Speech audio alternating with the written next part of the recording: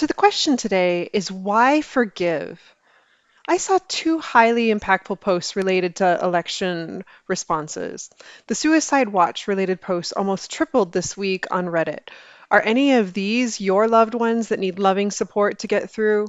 Are they feeling isolated and alone? They need help. Maybe it's you. Personally, I don't understand how an election result could make someone want to leave this life. I think that there is so much more than just the outcome of an election. What I do see is that this is a significant hurt that people are going through, and it's probably reflected of something so much greater going on than just the election. This just happens to be the proverbial straw that broke the camel's back. And I certainly hope that as we get past this week, the suicide data doesn't show an uptick. There was another post that was a young lady crying about how bad it's gotten with her family, specifically her parents, with arguments and an inability to communicate. I haven't been able to find it again to splice it in, but basically, with the election results, she's worried that all of the poor family dynamics are just going to get worse, and she doesn't know how to solve it. Her conservative Catholic parents hold a very different worldview than she does. So, are you and your family or your friendships having this kind of divide? Is an election result of greater importance than your relationship with these loved ones? If God wills that your last day is soon, is your heart at ease with this divide, or is there something that you should do? And what I'm proposing about forgiveness, it's not about the politicians, the media personalities, the influencers, all these talking heads screaming that it made the election like the most important thing ever. Um, and it's certainly not about forgiving or turning the other cheek on corruption or criminal behavior or anything like of that magnitude that's gone on in the election. This is all about family and friendships. This is very personal. This is about the people that you connect with on a regular basis in day-to-day life. So, admittedly, I have a bias. I still have a strong sense of traditional family values. No matter what, my family is part of my life, and we are not the type that has the Sunday afternoon get-togethers and the wonderful harmony like so many idealized families. We're pretty normal. We're dysfunctional. And our family dynamic is more independence than interdependence. Like all families, we have our opportunities. As we take, though, a look at the election, it's every 4 years, and we see this pattern continue to occur. As you look at it, though, none of us, while we all participate if we voted, none of us control the outcomes. Most of us aren't activists, and we're not influencing other people's decisions. We typically don't have relationships, personal relationships with any of the elected officials either. So why do we make such a big deal in regards to the election outcomes as it comes to our personal relationships? Just something to think about. So for me, and I know I had some disappointments as it came to election results. My husband thought it was really funny because it's the angriest he's seen me.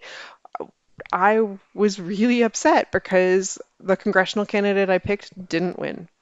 But I'm not going to go to the grocery store with a side eye or be rude to anyone I shop with because I think they voted for the other candidate. It's not going to impact the way that I interact with others in my community.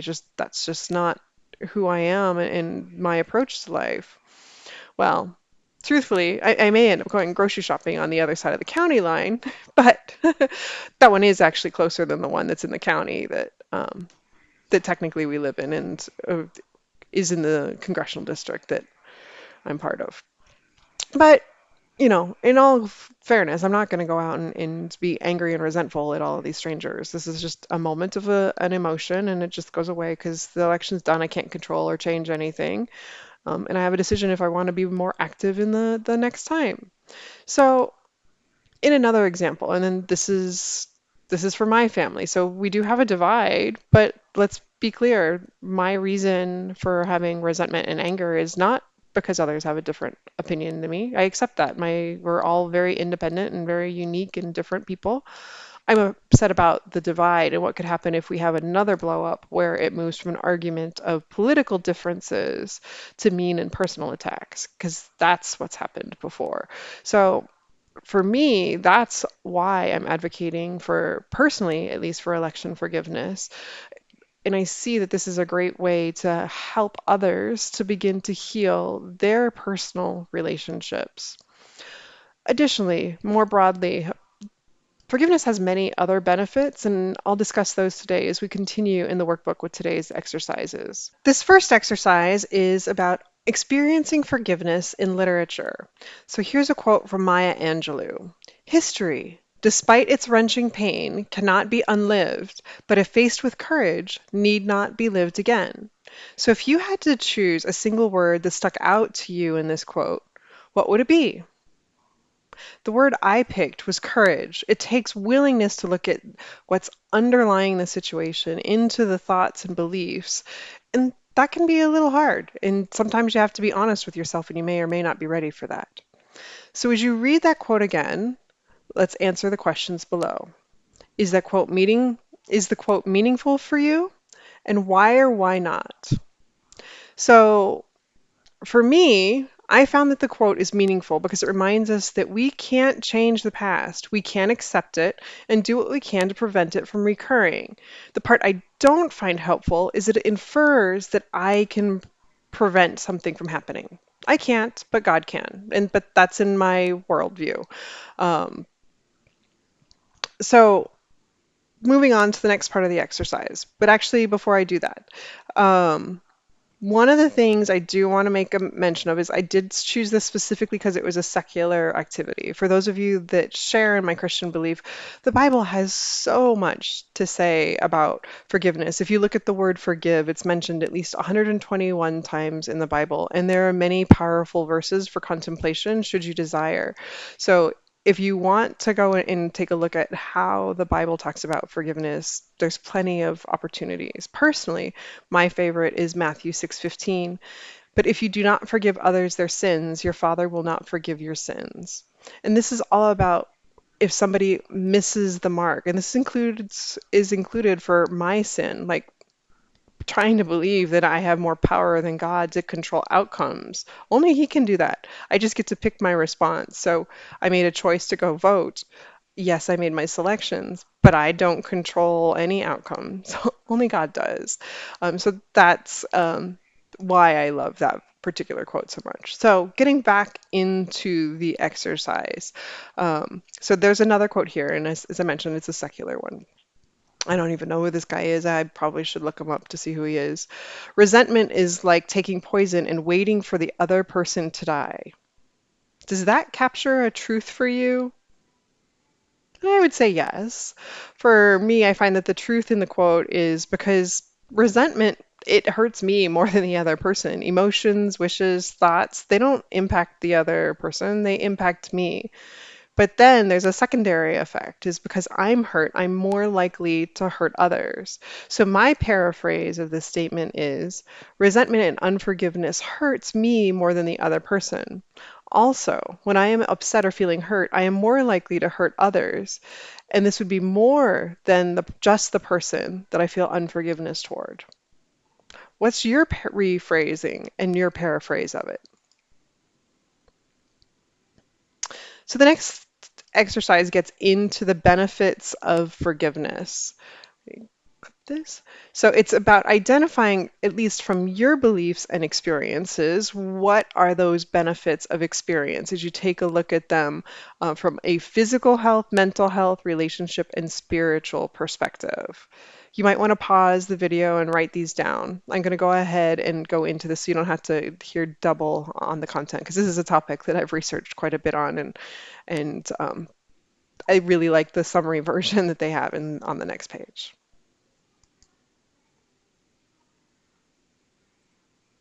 Okay, so hopefully you've had a chance to get that all jotted down.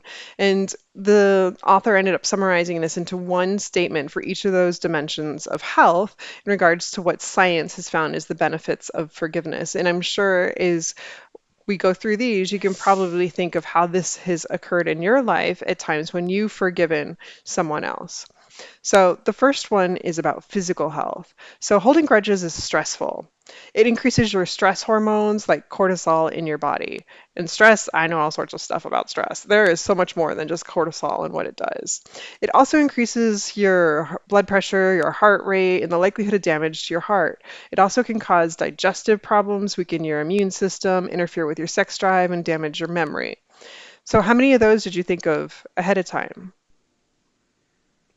And as I mentioned, my specialty is stress. And so the more that you hold anger and resentment, and these lead to stress and stressful interactions with others, this list of symptoms can get even longer as it increases the inflammation in the body. Your body is continually bathed with these stress hormones, and biochemically, it's always in survival mode, and it could even lead to disease. So, how long you hold on to anger and resentment, it can have a real significant impact on your physical health.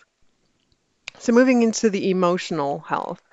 Holding grudges makes people feel depressed, worried about being hurt again, angry, and generally more negative. Because kind of once you're in that negative space, it's just easy to stay there. There's less resistance to switching to a happy mode.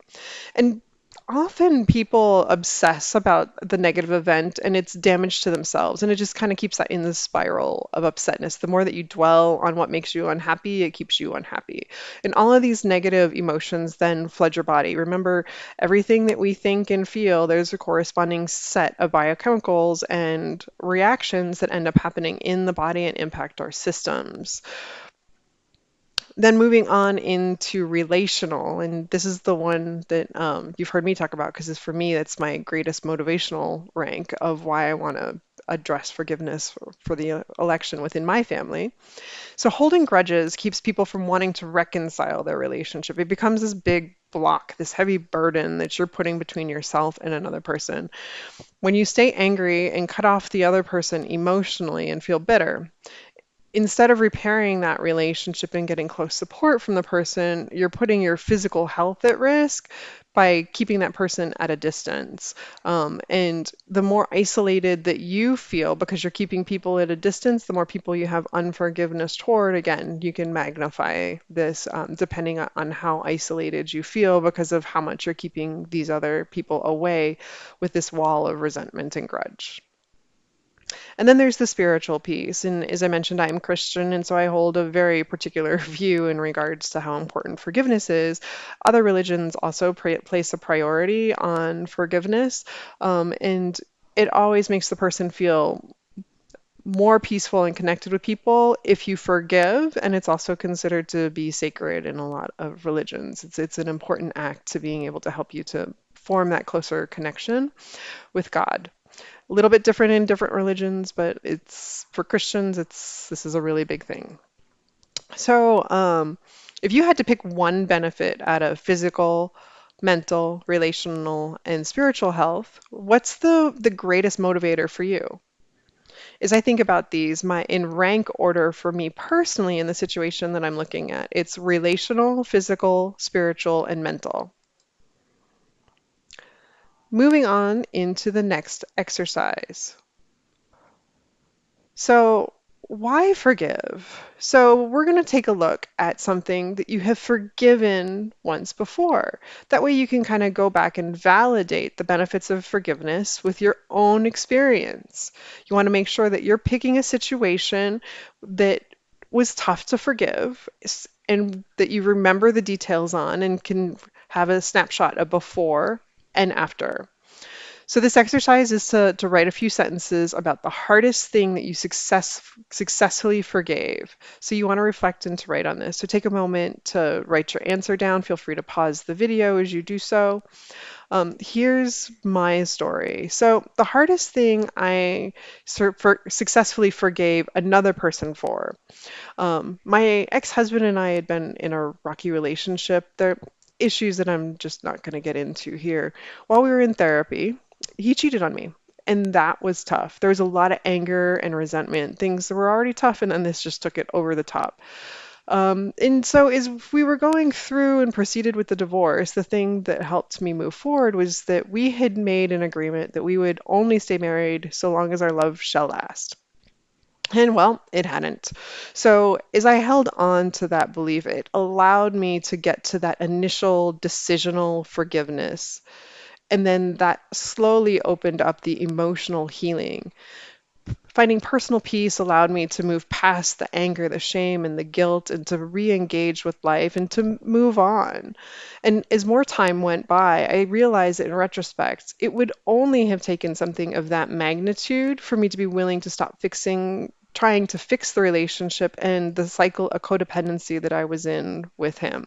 So there was a silver lining in that instance because it allowed me and open up the doors for my current life and the relationship with my new husband. And it's so different, and it would never have been possible if my ex hadn't cheated on me because I would have tried so hard to keep that relationship going. So that's my example of something difficult to forgive, where I was able to successfully forgive it and was felt some benefits. So we're going to get a little bit more into the benefits. So, as mentioned before, this is all about these four different categories. It's physically, emotionally, relationally, and spiritually. So, rate based upon the situation you selected. How did you feel better? Was there no better or even worse, which would be a 0, somewhat better, or much better? And in my case, particularly with as much time has gone on and this is truly healed, I'm 2s across the board. There were different times at different points, depending on where I was in the journey, I would have given different ratings, but this is quite some time ago. Science has shown that forgiving, when practiced over time, it makes people physically healthier, more psychologically adjusted, happier in relationships, and more spiritually calm. But it takes time and effort. And so this is a skill that you learn that then you can apply in other situations so that you can be more forgiving in time.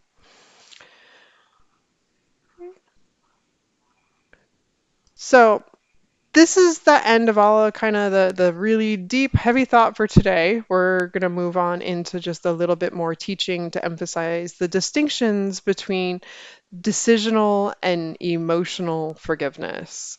So, forgiveness starts with a choice. It is tied to making a decision to forgive those who harm us. When we make that decision, we try to act less negatively towards people who hurt us. Instead, we try to treat them as people that we value. But feeling emotional forgiveness, reducing your feelings of resentment, anger, hurt, bitterness, betrayal, that might take longer than deciding to forgive. But although we might sincerely decide to forgive and keep trying to treat the person better, we might not feel full emotional forgiveness. Decisional and emotional forgiveness sometimes happen together, but they are different processes and they can occur at different times. Either can occur first. In fact, some people can experience one and never the other. Just check this for your own understanding. Just reflect at the different types of situations that you've given forgiveness in, specifically the one you just wrote down. How did those two types of forgiveness follow? Did you end up having decisional forgiveness and then go into emotional first? How was the timing difference between those? As I shared in mine, there was clearly a decision to start with, and then the emotional forgiveness and the healing came from my particular perspective. And I'd love to hear in the comments for you, how are emotional and decisional forgiveness different? How are they distinct in your life? So you keep hearing my opinions on this as I go through this exercise. For me, it really starts with that intellectual decision to forgive. I am very centered in my mind. I do a lot of thinking and probably over processing. So for me, that's typically where I will start with, and then do the emotional and the spiritual healing that comes afterwards. And it allows the thoughts, the feelings, and the beliefs to be more easily be captured, challenged, and changed is emotional forgiveness progresses because you're able to catch yourself. Okay, this is what I want. This is what I'm focused on. This is who I want to become. This is how I want my relationships to be. And so through that filter, then you're able to catch where things are don't line up. And you can work on those particular pieces as they come across your awareness. The other piece too is I find is that physical healing typically follows because you need the biochemicals in the system to signal less anger and more calm and happiness. And then the body starts healing once it's come accustomed to the new mixture of biochemicals in there. And forgiveness is about current and future interactions, not the past. You really want to acknowledge and recognize the emotions from the past, but don't let them dictate today. Don't be making emotional based decisions. They're not necessarily the things going to lead to healthy and safe choices going into the future. Experiencing decisional and emotional forgiveness, they have different effects. The decision to forgive has the most benefits as a stepping stone to one, forgiving emotionally, two, healing your relationship with the person you wish to reconcile with, and three, reaching a higher sense of spirituality, one as a forgiver rather than as a grudge holder.